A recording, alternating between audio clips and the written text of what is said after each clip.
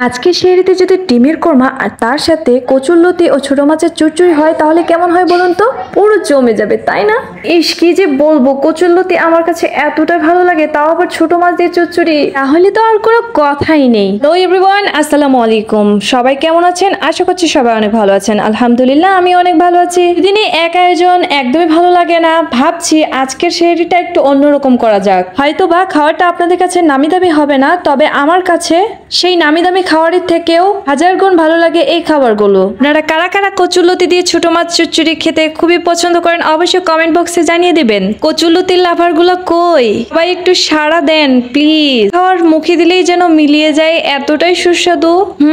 আমি খাচ্ছি বলে না, এটা কিন্তু আপনারাও যদি ট্রাই করে দেখেন অবশ্যই কিন্তু অনেক ভালো লাগবে। তো চলুন আজকের রেসিপিটা দেখা যাক। প্রথমে কচুরলতির খোসাগুলো ছিলে নিয়েছি। কথায় আছে না, যে কাজে যত বেশি কষ্ট সে কাজে তত বেশি মিষ্ট। এমনই হয়েছে এই কচুরলতি। কচুরলতি ছিলতে যতটা সময় লাগে যেটা বলার বাইরে, কিন্তু খেতে এক নিমিষেই চলে যায়। আচ্ছা যাই হোক, এরপর কচুরলতি দেওয়ার পরে ছোট মাছ দিয়ে দিয়েছি, তারপরে আমি পেঁয়াজ কুচি দিয়ে দিয়েছি, আদা রসুন বাটা দিয়ে দিয়েছি, মরিচ দিয়ে দিয়েছি, হলুদ দিয়ে দিয়েছি, সবকিছু পরিমাণ মতো দিয়ে দিয়েছি। আপনারা কিন্তু আপনাদের পরিমাণ মতো দিয়ে দিবেন। আর তারপরে মশলা টসলা দিয়ে সুন্দর করে কষলায় কষলায় মাখার পরে পানি দিয়ে দিলাম। দেওয়ার পরে ঢাকনাটা সুন্দর করে ঢেকে দিলাম। আর এদিকে ডিম সিদ্ধ করতে দিয়েছিলাম, চুলায় ডিম সিদ্ধ হচ্ছে, আরেক চুলায় কিন্তু আমি লতি বসিয়ে দিয়ে দিয়েছি। দুই চুলায় রান্না হচ্ছে। আর এদিকে কচুর লতিটা কি সুন্দর করে রান্না করে নিচ্ছি।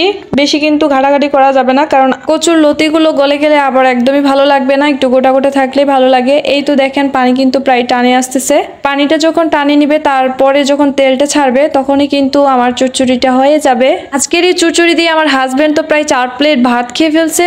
আমি তো অবাক। এখন সেহরিতে আমরা কি খাবো, আবার মনে হয় রান্না করতে হবে। এইদিকে ডিমগুলো সিদ্ধ হয়ে গেছে, এখন আমি ডিমগুলো ভেজে নেব।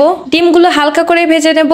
আমি ডিম ভাজতে গেলে ডিম আমার সাথে সবসময় শত্রুমি করে, কারণ আমি ডিম ভাজতে পারি না। ডিম ভাজতে গেলে শুধু ফোটে আওয়াজ হয়, আমার গায়ে ছিটে পড়ে তেল, এরকমটা হয়। তো যাই হোক, আজকে কোনো কিছুই হয় নাই। এদিকে ডিম সিদ্ধ করতে না করতে ছেলে কিন্তু বায়না ধরে ফেলছে, তাকে দেওয়ার লাগবে। এগুলো হালকা করে ভেজে নিতে হবে, যেহেতু আমি কোরমা বানাবো সেহেতু হালকা করে ভেজে নিচ্ছিলাম। এখন সেই তেলেই দিয়ে দিয়েছি আমি পেঁয়াজ কুচিগুলো ভালো করে ব্রাউন কালারে ভেজে নিতে হবে। এই তো দেখতে পাচ্ছেন আমি কি সুন্দর করে ভেজে নিচ্ছি। আমি যেরকম ভাবে রান্না করি সেটা শেয়ার করলাম। তারপরে আদা রসুন এখানে বাটা দিয়ে দিলাম, তারপরে হলুদ গুঁড়ো দিয়ে দিলাম, এখন একটু লবণ দিয়ে দিলাম, একটু মরিচ দিয়ে দিব, একটু মশলা গরম মশলা দিয়ে দিলাম। এই তো দেখতে পাচ্ছেন আমি যা কিছু অ্যাড করতেছি। আমি সাধারণত এইভাবেই রান্না করি। ডিমের কোরমাটা বাবু খেতে কিন্তু খুবই পছন্দ করে। আর যে কোনো রান্নার প্রথমে কিন্তু এই মশলাটা যত কষানো হবে ততই কিন্তু টেস্টটা হবে তরকারির। তো এখানে আমি কিছুটা দই ছিল, দইটা দিয়ে দিলাম। দেওয়ার পরে এই তো আমি ডিমগুলো নাড়ে নিচ্ছি। আর এখানে আমি দুধ অ্যাড করলাম, এটা দিলে অনেক ভালো লাগে কিন্তু খেতে, কোরমাটা অনেক টেস্টি হয়। এরপর ঢাকনা ঢেকে দিয়ে দিয়েছি। এখন সিদ্ধ হওয়ার পালা। উপরে একটু ফ্লেভার আসার জন্য আমি ধনিয়া কুচি দিয়ে দিলাম। এরপর এই তো ফাইনাল রেজাল্ট দেখেন কত সুন্দর হয়েছে, মাশাআল্লাহ বলবেন সবাই। আর হ্যাঁ, অবশ্যই কিন্তু কমেন্ট করে জানাবেন আপনারা কোন জায়গা থেকে আমার এই ভিডিওগুলো দেখতেছেন।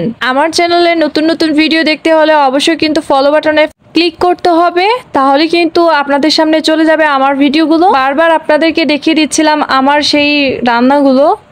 কি যে স্বাদ রে ভাই, এই তরকারি দেখলেই তো জিহ্বায় পানি চলে আসে। আপনাদের কি অবস্থা একটু জানাবেন সবাই। আপনারা হয়তো বা বলবেন নিজের প্রশংসা নিজে করতেছে, আসলে নিজের প্রশংসা তো নিজেকেই করতে হবে। খারাপ ভাবার মানুষ তো প্রায় অনেকজনেই আছে, তাই না? আজকে যখন এই রান্নাগুলো হাজবেন্ডের সামনে দিয়েছি সে তো মহা খুশি হয়ে গেছে, বলতেছে আমার তো গরুর মাংসের থেকেও এই খাবারগুলো অনেক ভালো লেগেছে। আমি তো বিশ্বাসই করতে পারছিলাম না যে সে এইভাবে করে এতটা খুশি হয়ে যাবে। তো যাই হোক, সবকিছু মিলেই আলহামদুলিল্লাহ। তো এবার আমি একটু খেয়ে দেখি, আপনাদেরকেও দেখাই। হাজবেন্ডের প্রশংসায় কিন্তু আমারও লোভ মানলো না, তাই আমিও ভাত নিয়ে বসে পড়লাম। এই তো খাচ্ছি আর আপনাদেরকেও দেখাচ্ছি।